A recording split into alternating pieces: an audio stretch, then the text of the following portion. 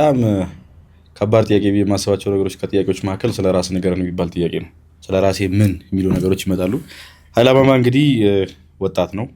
አዲስ አበባ ነው ተወልዶ ያደገው።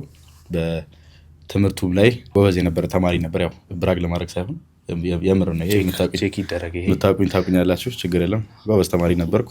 ብቻ ያው በህይወት መንገዱ በህይወት አጋጣሚ አሁን ብቻ ሚዲያ ላይ ኤንድ አፕ አድርጌያለሁ እና የሚዲያ ከመጀመሪያም በኋላ ነው አይ ቲንክ ብዙ የህይወት መንገዶች ተስተካከሉልኝም ለማለት የምችለው፣ ብዙ ሰዎች ማገኘው ልል የምችለው ብዙ እንዴት ነው ውጣ ውረድ ነው የሚባለው።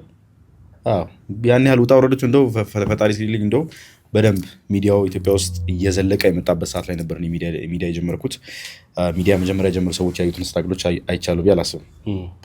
ፐርሰናሊ ሚዲያው በደንብ ከጀመርኩ አሁን ቅርብ ጊዜ 2 ዓመት ይሆነኛል።